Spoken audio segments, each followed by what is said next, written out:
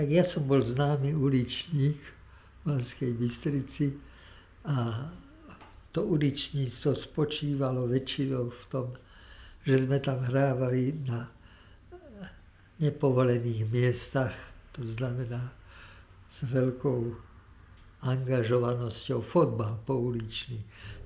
Ja som začal odrazu trochu ľutovať, že som bol mimo tohoto revolučného prúdu, ktorý tvoril Kristus vlastne na tomto svete. A dostal som sa do toho takým prudkým zásahom mojich kamarádov, uličníkov, možno povedať. Z toho štádia trošku uličníckeho, čo bolo a takého skautsko-prírodného, povedzme, kde som začal chodiť na stanovačky a na všelijaké stretanie mládeže a prípadne aj črty trošku nacionálnej, tak som veľmi rýchle potom prešiel do tejto regenerácie alebo revolúcii v cirkvi, ktorou prechádzal u nás profesor Kolakovič. Profesor Kolakovič bol človek pôvodne jezuita, ktorý začal sa veľmi intenzívne venovať robotníckej mládeži a robil potom mítingy so 100 000 účastníkmi, aj časopisy začal vydávať. Takže za chvíľu už bola tam okupácia nemecká a talianská, si ho všimli a bol prinútený utiec ich dosahu, lebo videl, ako by to skončilo. Tak on sa pokúšal dostať pôvodne do Španielska, ale musel ísť na to ešte cez poslednú takú záchrannú, alebo nedotknutú, alebo menej dotknutú zem, to bolo Slovensko vtedy. No a prišiel aj on a podarilo sa mu tu hneď osloviť mládež svojím štýlom. Tak pre mňa znamenalo, keď som sa s ním zoznámil, že som stretol konečne jedného svetca, možno povedať. I keď som už predtým poznal ľudí veľmi cenných a veľmi, by som povedal, schopných, duchovných teológov a tak ďalej, ale toto bol človek, ktorý bol zrejme svetec, ktorý veci bral tak vážne, že svoj život a všetko bol ochotný hneď obetovať a usiloval sa týchto ľudí tak vyburcovať, ako kedysi Kristus vyburcoval.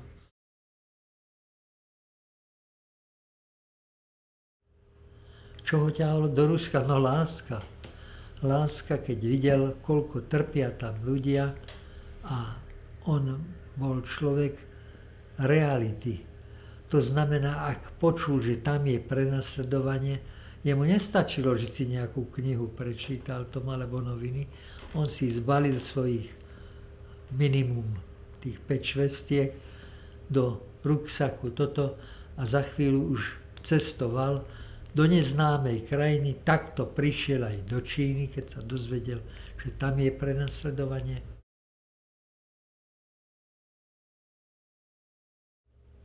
To je práve veľmi háklivá vec, pretože mnohí ľudia sú tu prívržencami extrémov. Je fakt, že na začiatku samozrejme možno ani iná cesta nebola, lebo tie tzv. Demokratické princípy sa väčšinou nedodržovali. Čiže robili sa tam skupiny, ktoré usilovali sa prevziať moc a tak kľudne tí, čo mali prevahu počtovú, početnú, tak prevzali aj prevahu rozhodujúcu. Hej. A to nebolo kresťanské, to bolo hneď narušením kresťanskej lásky a evanjelia.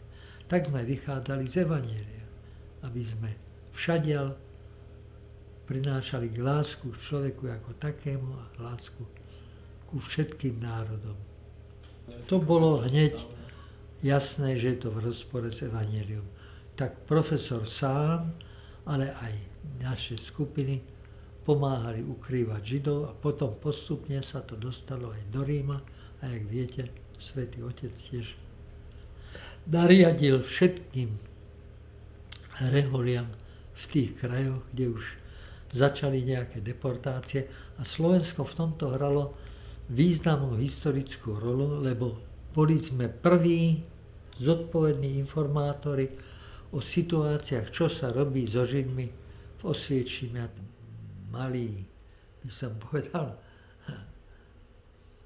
potôčik z tejto veľkej mohutnej rieky okolo Kalakoviča, že tam potom na konci oni si našli čas aj na navštevovanie židovských rodín, hlavne s deťmi a ich povzbudzovania. Nakoniec potom Kolakovič spravili jedno úžasné, nie gesto, by som povedal, ale pomoc, že tie deti, keď začala palba z minometov a tak ďalej, a kde boli oni aj poranené niektoré, alebo zasiahnuté, takže postupne on usiloval sa na chrbtách, v ruksaku a tak ďalej prenášať cez frontu, cez živú frontu.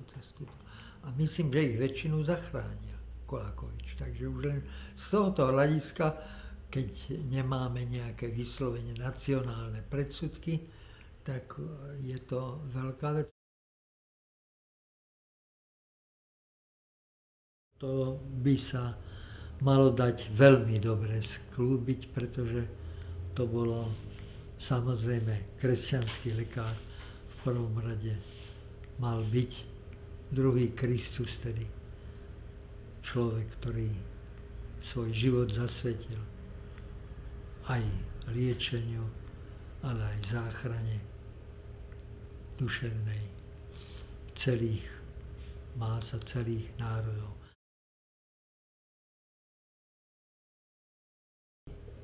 Ja nepomýšľal som, pretože som videl, že tu je toľko, že v prvom rade tu treba pomôcť a že nakoniec by som povedal, že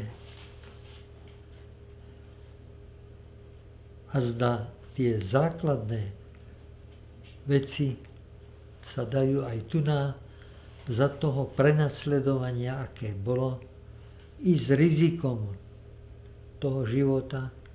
Nakoniec kresťan nemôže byť taký, ktorý není ochotný aj život položiť za Krista. Tak som to pokladal za normálny zjav.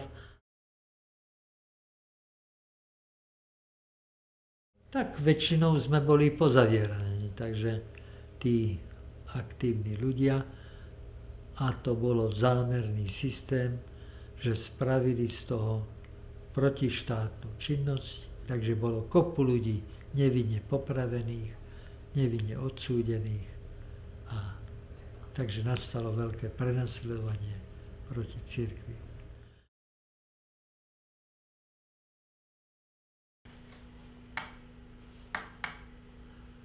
Tak toto je bodka a toto je čiarka. Tak týmto štýlom sa dá všetko možno povedať. Ja som spočiatku nechápal, čo to bolo, že tie steny tak sa divne chveli. Že tam bolo počuť raz, druhýkrát. A potom zase tak a tak ďalej. Čiže to sa rozličiť dalo, tak sa to vypracovalo na určitý systém. A ráno, keď ste už trošku tomu rozumeli, tak ste mohli počuť, tu je katolícka akcia, laický apoštolát. Hľadáme hlavne naše sestry na 3. poschodí. Hej. Tam boli dievčatá zavreté a to boli väčšinou zamestnané na poštách a na všelijakých takých. Takže oni perfektne ovládali morzovku a vedeli cez 3 poschodia preberať ranné vysielanie, napríklad ranné vysielanie. Tu je katolícka akcia.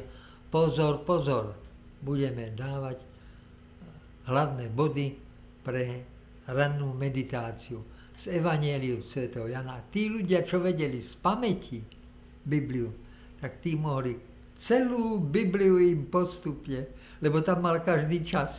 Samozrejme, že keď niekoho prichotili, tak ho dali do korekcie takzvané. To by som musel vysvetľovať ešte, čo to je. To je zostrené väzenie vo väzení ešte. Ja som hneď tiež za Morzovku sedel s niekoľkými.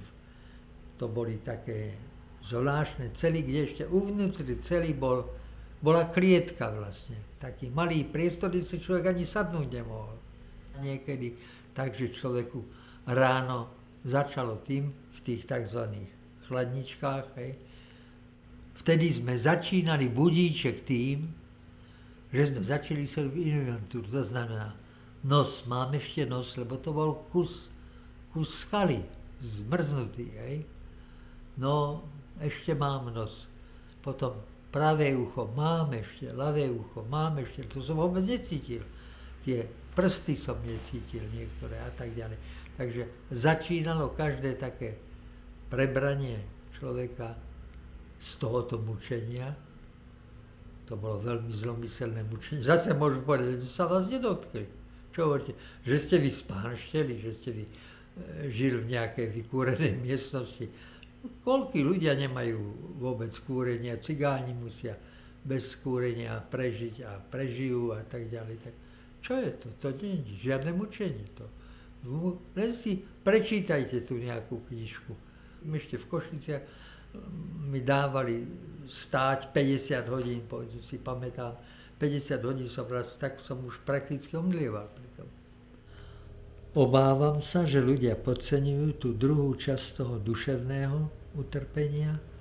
A to duševné utrpenie nie nadarmo bolo rozpoznané tými vedeckými nakoniec skupinami, že je to veľmi rafinované a tie tzv., jak ich ja nazývam, rukavičkové metódy, kde na vás ani ruku nepoložia, ale dajú do izolácie alebo do iných takých duchovných mučení, je o mnoho horšie ako vlastné mučenie.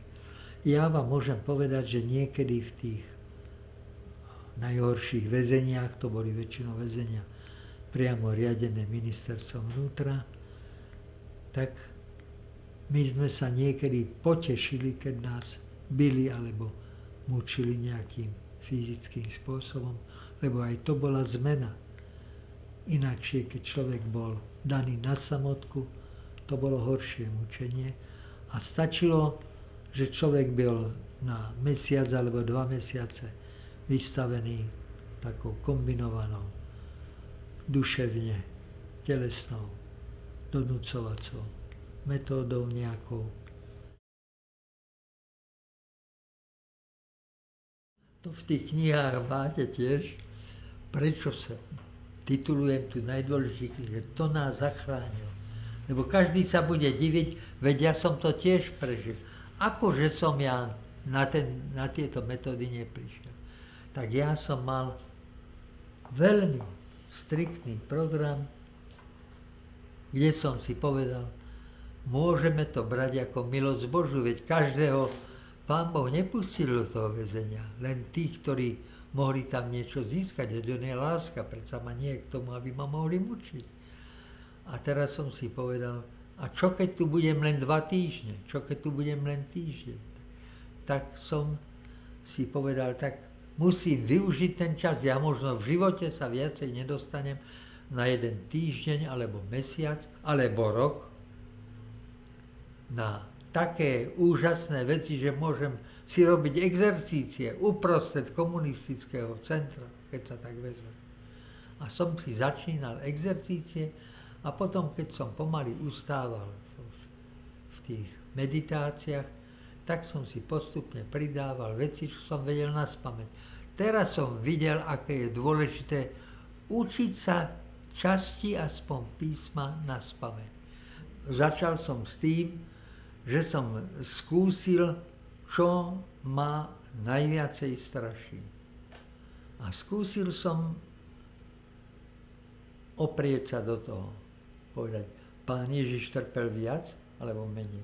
Ak viac trpel a trpel za teba a za tvoje hriechy, no nestojí ti to ísť po jeho ceste? Ale budeš mať už ľahšiu cestu ako Pán Ježiš, lebo on ti bude stáť pri tebe. Keď on vedel tam človeka priviesť lotra, vraha a kanonizovať ho, len za to, že povedal, my tu trpíme správne, ale tento nikomu neublížil. To znamená, že sa obrátil a oľutoval vlastne celý svoj život. Tak tuto máte kanonizáciu Kristovu, aká nemá páru. Aká nemá páru. Ale Kristus nám chcel ukázať spôsob, akým on hodnotí ľudí. Že keď je ten človek dobrý a príde na takú vec, že tu tento človek trpí nevinne, to znamená, že to je vykonštruované a my sme si to zaslúžili, tak to je vlastne ako keby celoživotnú spoveď spravil. Tak viacej od neho nemôžeme žiadať. No a preto právom bol on kanonizovaný na kríži. Tak potom mu mohli už lámať kosti, koľko chceli. Už ani pritom nepovolil. Takže aj nám dá takú silu Boh potom, keď Kristovi dal takú silu. A Kristus tiež nám pomôže. A Panna Mária takisto, ktorá stála pod krížom. Takže si človek môže tam zaľudniť tú celu aspoň fiktívnymi sochami týchto ľudí a skúsiť s nimi trošku pohovoriť. Tak vyspenie, by som povedal, dozretie. Bez toho človek nemôže byť kresťanom. Ak sa nevie pripodobniť Kristovi v jeho smrti a výkupe, tak v čom sa vie potom pripodobniť? To nie je umenie sa pripodobňovať nejakých takých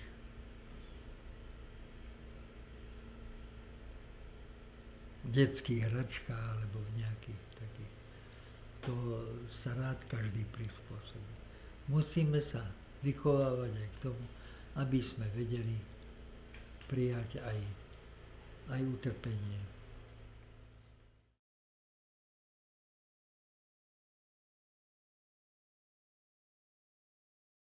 To je trapné, že oni už tu majú komunizmus za sebou, tak vidia, aké neľudské systémy vyvolalo, počnúť od francúzskej revolúcie, to bola revolúcia za revolúciou a nevedia toto.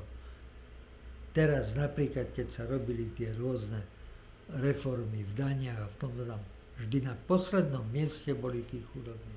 Na poslednom mieste. Takže nakoniec väčšinou takéto reformy museli končiť potom nejakými záchrannými akciami. Že štát musel platiť to minimum, ak nechcel, aby ľudia umierali na uliciach. Dneska už budú mať skôr problém, ako rozšíriť ten počet narodených, lebo už nemajú už odumierané. Tak to znamená, že buď to sa zmeníme podľa Evanjelia, alebo nakoniec prestaneme existovať. To sa nedá, tu sú určite biologické zákony, ktoré sme porušili. Dneska sa už vie pomaly, že ženy, ktoré užívajú tie rôzne formy antikoncepcie, že upadajú do rakoviny. Že tam sú určité spojenia, ktoré ešte nevieme dobre lekársky odhadnúť, ale už vieme, že ženy, ktoré užívajú určité antikonceptíva, že odrazu sa dostanú do takej veľmi nepríjemnej situácie, že dostávajú rakovinu. Takže nemusíme ich strašiť, na to len ich informovať o tom, aby vedeli, že čo to je.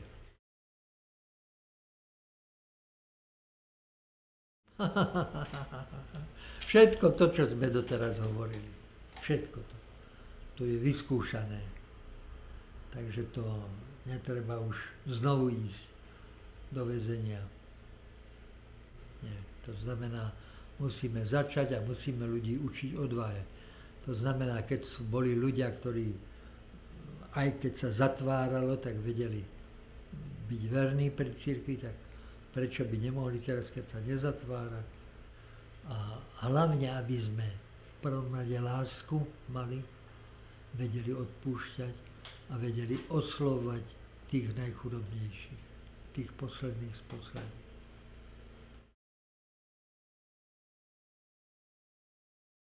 Ja si myslím, že Slováci sú povolaní na to, aby tu na tú duchovnú úroveň určitú držali.